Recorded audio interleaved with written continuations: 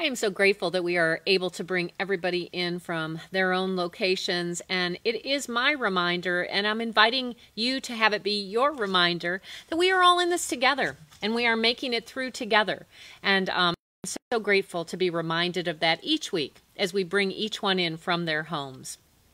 So we have a spiritual practice every week, and I always look for you to send me how you are living into those spiritual practices, and I am so excited to bring a couple of them to you this week. So the first is coming from Jim Larson, and it is how the story of the bus driver spoke to him in our message last week. This is what Jim says. So I was thinking about the singing bus driver story and realized that I am the bus driver in that story. 50 years ago, I went to school to become a bus driver, an architect actually, and have for the past 50 years driven my bus as a faithful member of the profession. But I also realized that I had a mission within me to make a difference in other people's lives, and I could do that while driving the bus. I now sit at meetings with clients, and as we are co-creating a future vision on paper, the conversation is morphed by me into asking the very personal questions about seeing the project through new eyes that embrace possibility and hope. Can we rethink this? Can we create an even better solution? And when the receptors are open to allow the creativity, and most importantly, Spirit's work, into the conversation, magic happens. Smiles abound, and everybody, including Spirit, smiles. Sometimes I just drive my bus and deliver my passengers where they tell me they want to go. But sometimes I get to watch a soul soar as they open themselves up to new thinking, and I realize that being a bus driver is a gift to me and those whose lives I touch. Thank you, Spirit, for helping to guide my life's path. And thank you, Jim, for sharing how you are allowing Spirit to guide your life's path. I hope that that becomes an inspiration to you to allow Spirit to guide you as well. Next, I had an email from Dale. So you might remember that part of our spiritual practice last week was to discern our mission. What is your mission? I shared last week mine is to raise myself and others into a consciousness of love so that we can create a world that works for all. So here's what Dale Miller said that he has for his personal mission statement. My mission is to treat myself very well and to treat others very well, to discover, implement, and communicate better ways of self-improvement, to improve our understanding of core spiritual principles, and to apply spiritual principles to help bring cooperation, oneness, peace, fairness, and equal opportunity into the world. Thank you, Dale, for that beautiful mission statement. And I don't know about you, but it fills me with hope to know that Dale is a part of our Cuyahoga County of County Commissioners, right there in public office. Yay, to know that these ideas are making it into that level through our own Dale Miller and living his personal mission. So thank you to Jim and Dale for both of those emails this week so I could share a spiritual practice with you. So you'll recall that we have been here in a series on The Lessons of the Turtle, a book that was written by Steve Goodyear. We remember that the turtle was walking along and suddenly found himself laying upside down because he had slipped on a loose stone. And we talked about the idea that each of us in our lives can get knocked off center and find ourselves upside down in life. For Turtle, along comes the owl to offer wisdom, because of course that's what owls do, and begins to talk with Turtle about the gift of the accident. The gift of Turtle's accident is to remember that he has a choice. The gift of our getting knocked off center is to remember that we too have a choice. And then last week we talked about the gift of the tree, which was about honoring yourself and your divine purpose and finding your mission so that like a tree, you can allow that seed of Christ to move and grow within you. And today we move on to the gift of the cloud. Imagination is our gift of this week, and the power of affirmation. So I'm going to read to you, as I have been, from our story, The Gift of the Cloud. Turtle says, I respect everyone who knows they have a special place in the universe. And I know I have a special place, on my feet. Have you thought of how to get me right side up, Owl? An idea will come, Turtle, Owl replied. But since you're upside down, you might as well keep your eyes open. There is more to learn. Have you noticed how problems do that for us? They get us to pay attention. I'm seeing things differently, and I'm looking at things I've never seen before, like those white, fluffy puffs floating in the sky. What are they, Owl? Oh, you're looking at clouds, Turtle. They're so high. Can you fly to the clouds? No, I can't reach the clouds, said Owl, but I can aim for them, and they inspire me to soar higher and higher. I wish I could fly to the clouds. Can you imagine what it must be like on clouds? There is much I don't understand, Turtle, Owl admitted, but clouds help me to imagine. They remind me of beautiful dreams, dreams I may never reach, but something to aim for anyway. And that is the gift of the clouds. They help us to dream. Tell me, when you watch the clouds, what do you see? Oh, that's not an easy answer, said Turtle. They keep changing. I think I see a bird, but then it changes to a fish, and then to a turtle, just like me. That's right, said Owl. Clouds forever shift and change as they float high above, and so do dreams. When you imagine for yourself today, what you dream for your life will change as time goes by. In fact, what you want today may be quite different from what you will want tomorrow, or the next day, or the next. That's how it is with clouds, Owl continued. You must use your imagination when understanding them. And that's the gift of the cloud, Turtle asked. Imagination? No, not exactly, said Owl, for dreams and imagination are not enough. A dream that is not acted upon is no more than a daydream, and an idea that is not appropriated is but a wisp of smoke, here for a moment and then gone forever. Turtle watched a bunny cloud become a bear and felt a little frightened. Then what are we to do with dreams and imagination? Turn your dreams into affirmations. This makes your dreams come true. Dream something beautiful, then repeat it again and again. Say it to yourself. Say it out loud. Say it until you believe it. Then say it because you believe it. When your dream becomes a belief, it comes to pass. And that is the gift of the cloud, the lesson of affirmation. The gift of the cloud is the lesson of affirmations. Our affirmations are dreams, lofty and beautiful dreams for our lives. I love this idea of the clouds being our reminder of our imagination. In Unity, we have a power, our power of imagination. And typically we have colors that are associated with those different powers, and the power of imagination is associated with sky blue, because we remember as children staring up at those clouds and imagining what the shapes are. And so we each have within us this power of imagination, and we can affirm that which we would like to see in our life and bring it forth into reality. Now in Unity, we don't just have affirmations.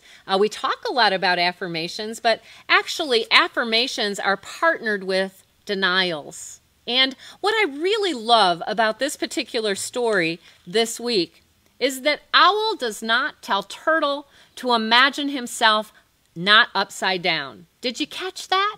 He didn't say, Turtle, all you have to do is imagine that you're not laying here on your back upside down. In fact, what he tells him is to open his eyes right here, right now, on your back, upside down, because there is more to learn. And he goes on to say, have you noticed how problems do that for us? They get us to pay attention. So, how do denials and affirmations fit in? For me, this is a really timely message this week. It just feels like they all have been lately. Because what I'm noticing is that it's easy to get the wrong idea about what a denial is. And before we can move into the gift of affirmation, we have to begin with the denial end of affirmations in unity. Unity does not teach that we deny what is happening. Unity does not teach that we stick our head in the sand and pretend it's not happening. You see, you and I are spiritual beings, but we are here in human bodies, experiencing life through the human condition. And we are, as our first unity principle tells us, one with God, one with humanity, but we cannot deny the things that humanity as a collective consciousness is going through. We can't turn our back on that and say, well, I'm just not going to pay any attention to it so that it'll disappear. That is not the power of denial. Not in the way that unity means it. That's sticking your head in the sand and not being a part of the solution. And being a part of the solution is, of course, our fifth unity principle. We have to put this stuff into practice. And so to deny our reality, to deny what's going on around us, to deny by sticking our head in the sand is not going to support us in transforming our life and transforming our world by putting into action our beliefs. So if we're not to deny the reality, what is it that we're to deny? Well, what we're to deny is that whatever is happening in the collective unity, in the collective human consciousness has no power for me. What does that mean? So I think this current example that we're all going through of this worldwide pandemic of COVID is a perfect opportunity to talk about this. Because you see, what we could do is put our head in the sand and say that COVID isn't happening. It has no impact over me. It has no impact over us as community if we were to come together. That is putting our head in the sand denial. It's denying what's happening in our collective human consciousness and in the experience that we are all moving through because we are one in our humanity. Instead, what we acknowledge, as Owl tells us to, open our eyes, discover what is here to learn. Understand that our problems are often pointing us to the things that we need to pay attention to. So what are we called to pay attention to? If it's not to deny that a worldwide pandemic is happening, what is it that we're to deny? Well, for me, and what I'm inviting you into, is to deny that that worldwide pandemic has any power to move me from my center. In other words, if I have a thought of fear coming up within me around what this means for me and my life or for me and our community, I am invited to deny that thought, that it has any power to move me from my center, to move me from my place of wisdom, to move me from my place of understanding.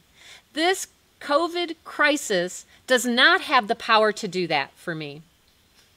So the denial is that whatever the outer circumstance is, has power to move me from an awareness of my oneness with God. It is not for me to turn my back on humanity and say this isn't happening, or it's not happening to me, because we are all a part of the collective human experience. Owl talks about here holding a vision in mind of what it is that we would like to see and experience in our life, and to aim for that by holding an affirmation around that. And so collectively we can agree that what we would like to hold our vision on is a humanity that is whole, that is healed, in which we reveal our holiness. That's the vision we're holding. Now, what that ends up looking like, is it out pictures as a collective? I don't know, right? That's what we're in the mystery of. And we can't get attached to what that image is going to be as it unfolds. That's what causes us to suffer, when we have a specific image in mind of what we would like to see revealed in our life. I don't know about you, but I have held visions in my mind of things that I have wanted to bring about in my life. I've used denials, I've used affirmations, and it is very rare that that vision that I am holding shows up exactly like I imagined it to be.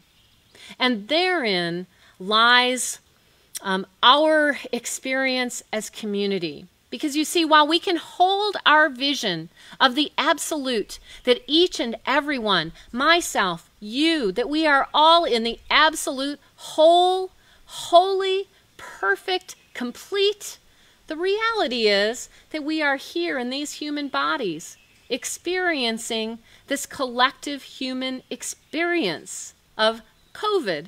And while I might hold the vision that I will go through this experience from that place of wholeness, I can't attach myself that that is exactly what's going to happen as a community. So this is the reason why I'm bringing this up.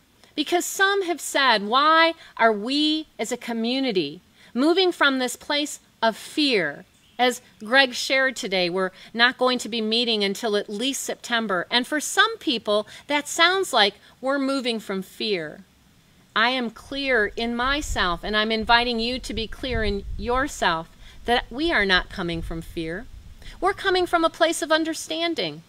Understanding that this is our collective experience right now. Understanding that as a collective humanity, there are experiences within this that are unfolding that I have no control over and that you have no control over.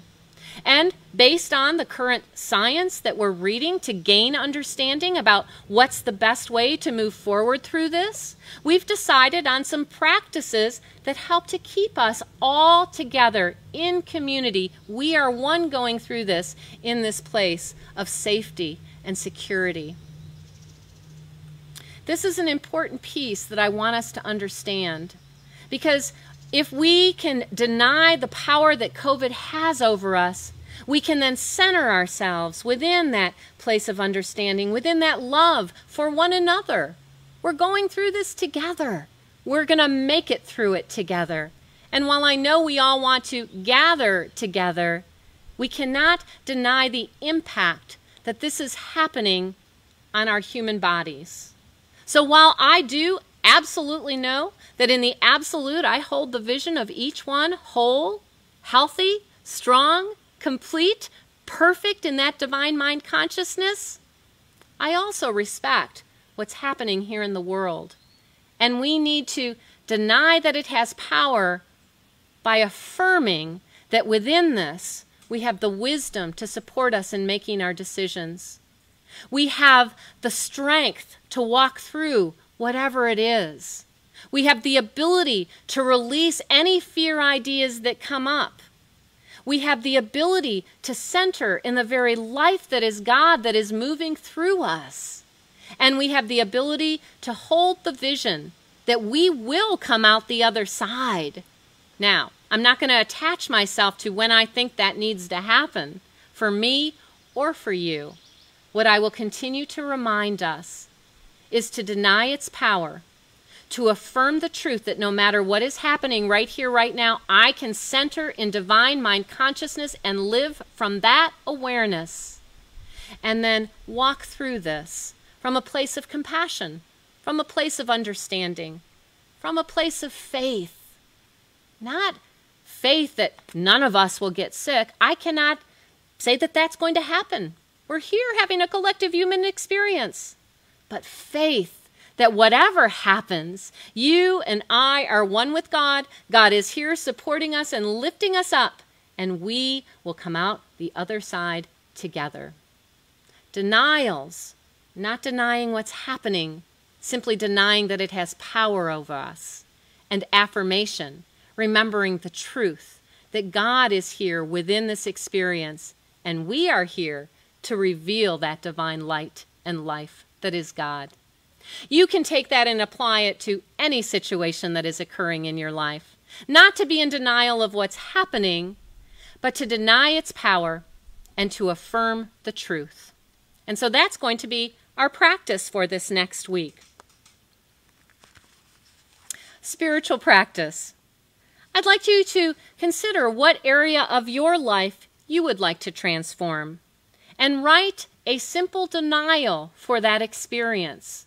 If you have been feeling like that experience that you're going through has been knocking you into this place of fear, worry, doubt, concern, deny that it has any power over you, and then affirm the truth. I am one with that wisdom that is God, that is showing me the way. I am one with understanding that supports me in knowing that God is here within it all. I am one with renunciation, and I can release and let go of whatever it is that is keeping me in this place of lack, limitation, and fear. I am one with God. And as that divine light that I am, I'm going to walk through this experience with understanding, with compassion, with peace of mind, with joy. We are walking through this together. So, as always, I invite you to take that on for this week. Work with your denial, your affirmation, and send me emails. Let me know how this is working for you. Let me know what support you need in moving through these days to remember the truth together, to hold in truth, and not to deny what's happening,